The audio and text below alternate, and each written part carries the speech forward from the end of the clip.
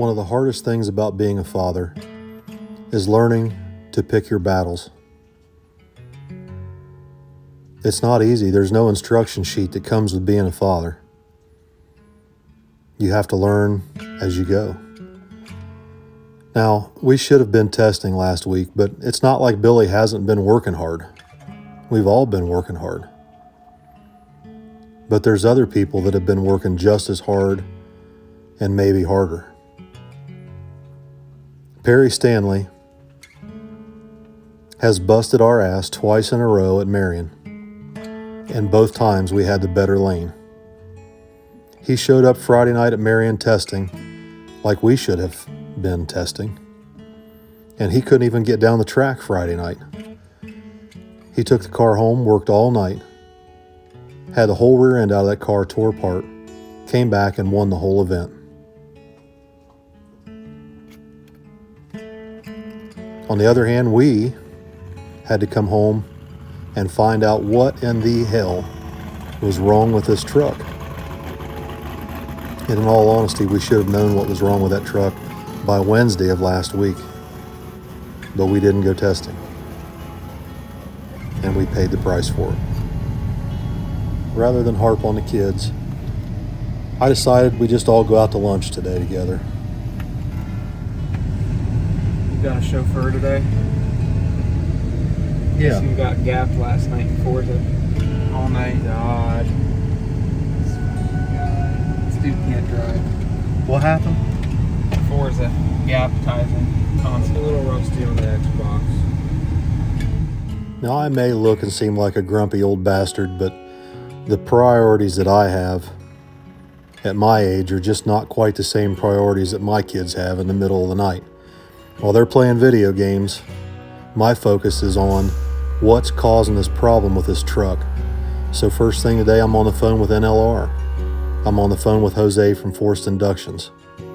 And they led me in the direction that I needed to look to find out what is going on with this truck. That's terrible. I mean, it's just like...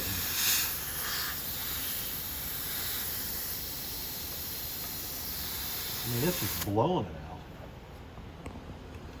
The main function of it should be to pull vacuum to pull it closed, right? Vacuum pulls them open. You let off the gas, the vacuum increases, it pulls them open. Spring pressure keeps them closed and then the vacuum opens them. Well, spring pressure holds them closed initially, and then boost pressure holds them closed against boost. So that's what I was telling you a few weeks ago, that when it's sitting there idling, right, and you set the trans brake and you come up on boost, there's no air pressure against them. You see what I mean? It comes up slowly. But when you're going down the track and you pedal that thing real quick, and you've got boost pressure in this charge pipe, 20 or 30 pounds of boost pressure in that charge pipe, and they open under vacuum, and then when they have to go close, the spring pressure in these things isn't enough to close them, and then you've got this massive boost leak that they're leaking. You can't close fast enough.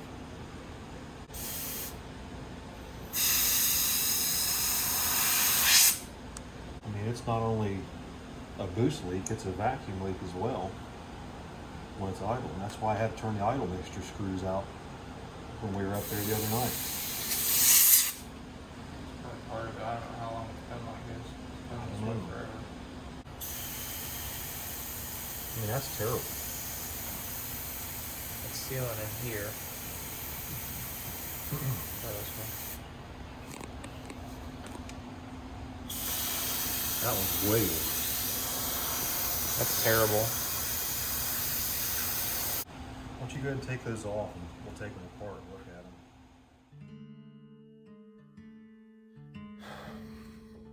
What we found was the blow-off valves that open when you close the throttle.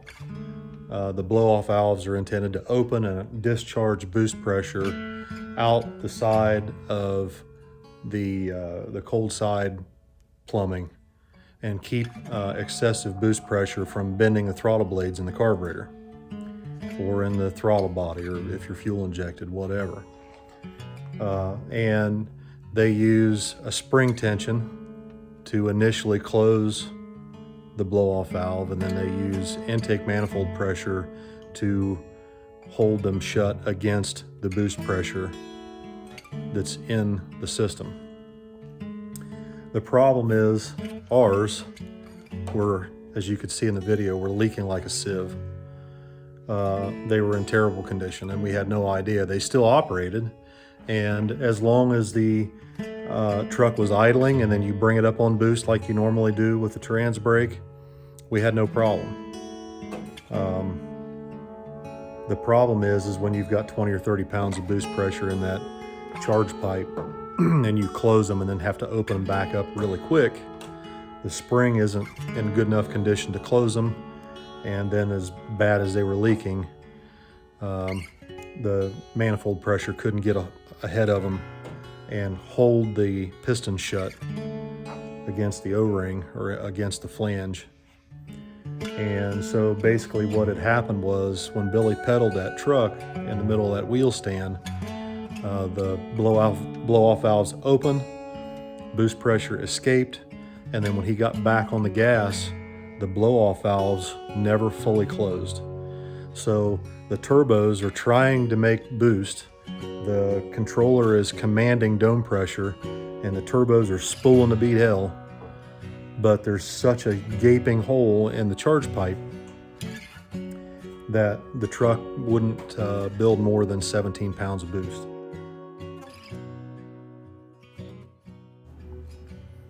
Now, in my video from last week, I made mention that I was more confident in the tune-up in this truck than I had been in a long, long time, and rightfully so. What we didn't realize was that at this point in time, Billy had a CO2 line to one of the wastegates that was damaged. He made his first pass right off the trailer with a damaged CO2 line to one of the wastegates. And on only 20 pounds of boost, the truck made its fastest ever off the trailer pass at Marion County.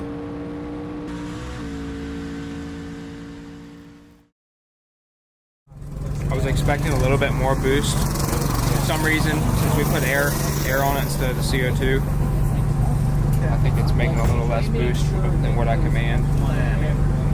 But it still went a really good number, so. You had to lift too, didn't you? No, I just short shifted it. Oh. I never lifted. No, yeah, I left on like 9 pounds, brought in 20 by 200 feet. I short shifted it, and it went back down to 17 pounds and it went right to 20 right at the end. And that's the fastest it's ever been on 20 pounds.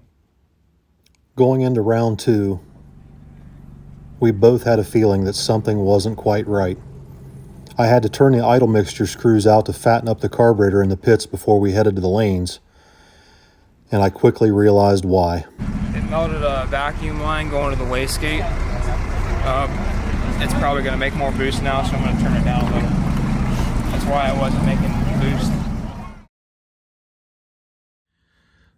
Second round, Billy was the first pair out, and the truck was at the ready line, and we were just waiting for them to call us to the starting line for round two.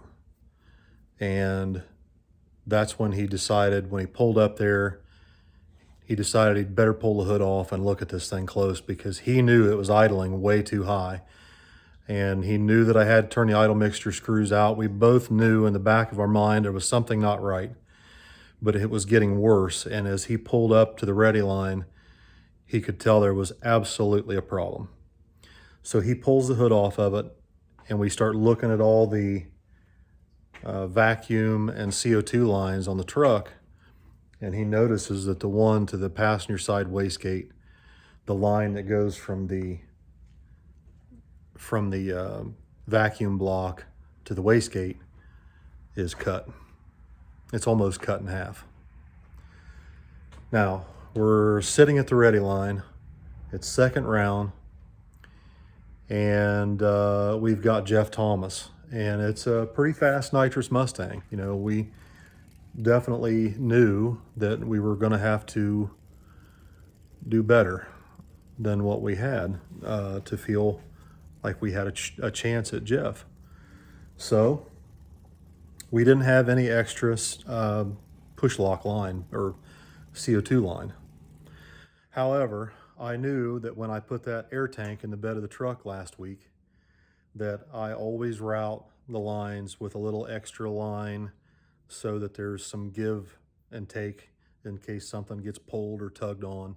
It doesn't pull the line tight. So Billy ran back to the trailer, grabbed some tools, and I shortened the line from the tank into the cab, cut the excess off, and used the excess to repair the CO2 line up front, barely in time to put the hood back on, and for him to gather his thoughts and realize I've got a major problem now. This is why the truck wasn't making as much boost. If he had left the tune-up in it that he had in it, it probably would have wheel stood even worse than what was about to happen in round 3.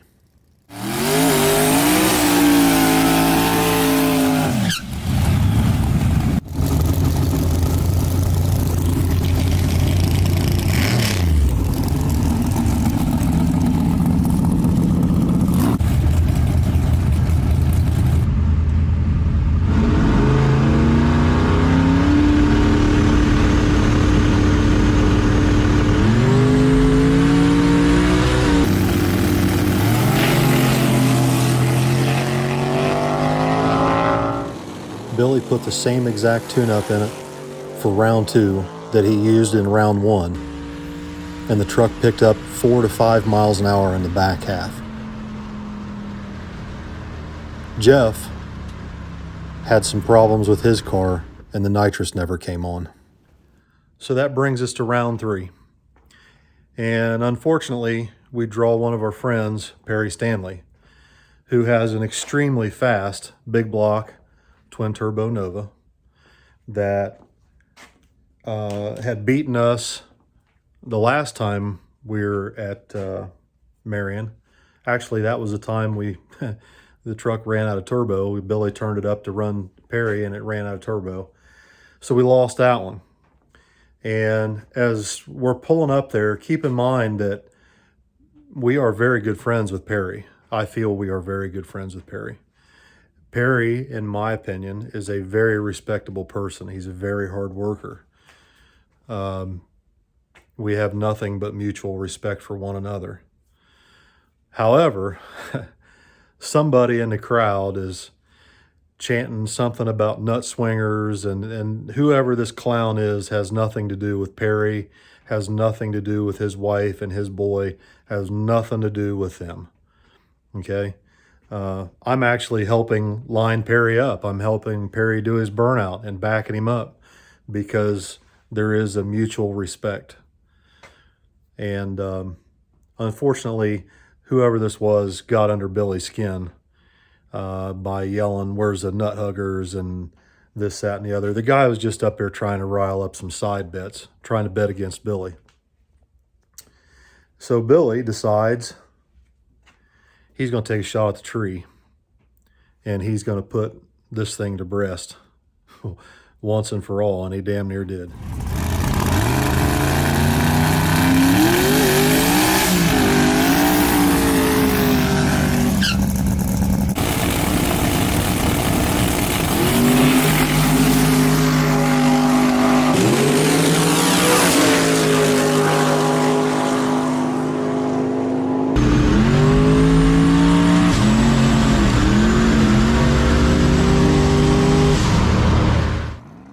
They got under Billy's skin just enough to make him pull a trick out of his hat.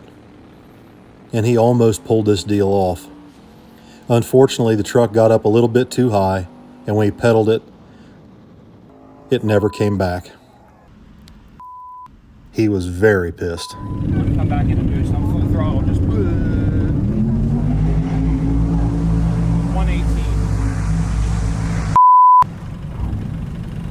What are you all wound up for? Dude, I fucking want to win. I'm sick of this shit.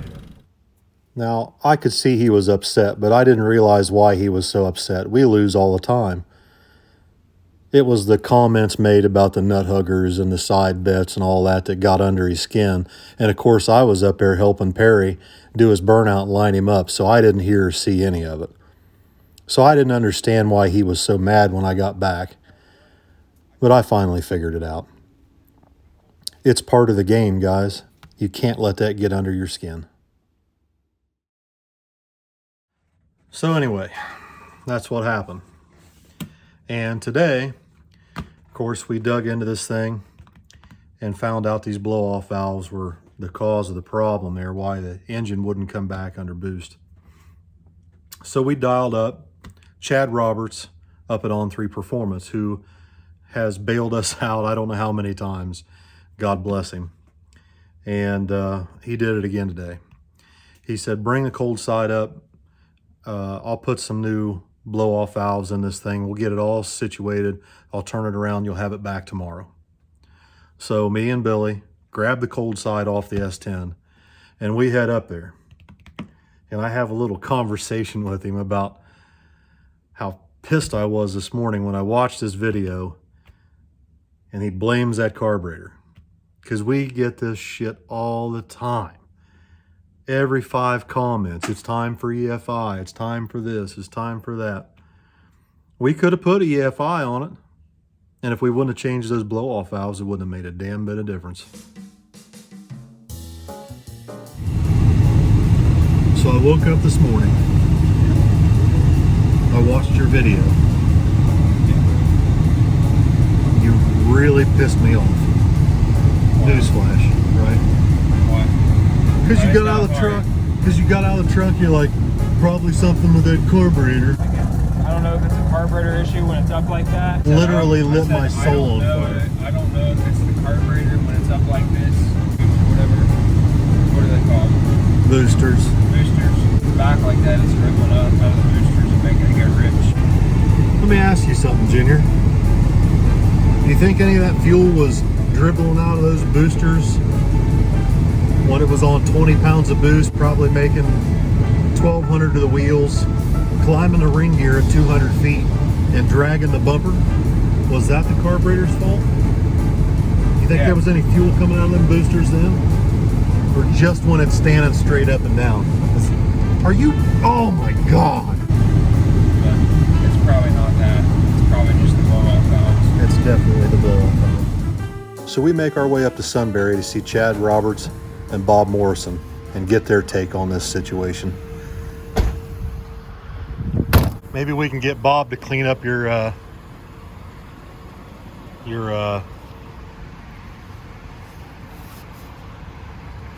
See, it had good gas here, and then I ran out of gas right here. That's what happens when your welder runs out of gas. Hey man. He's pitching a bitch. Yeah, he is. He's mad as hell. Look at him. He's mad as hell. And then shuts up immediately. Yeah. No, there he is. He's still mad. He's still mad. He's still mad. They're all right, bro. Sorry in our book. Jeez. Once in a while, I used to have a bunch of pressure to try and do it. Yeah, But now it's like, you see it. Yeah, I'll go show you ours versus that real quick.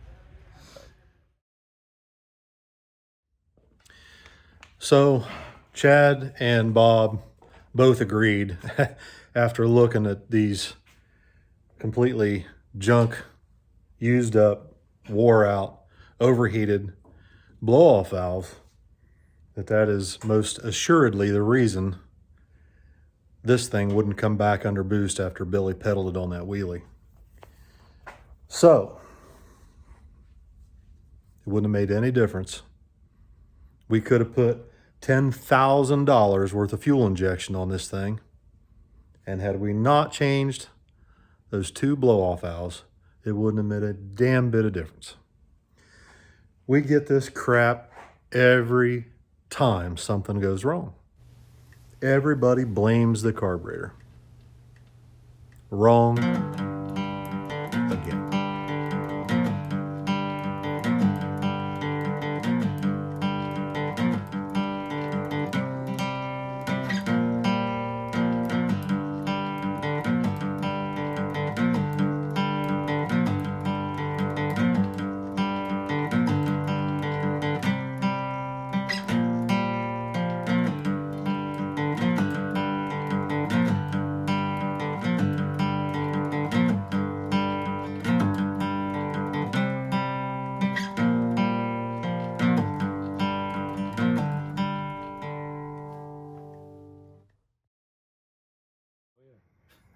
There's Denny Still do. on his hands and knees, Yep.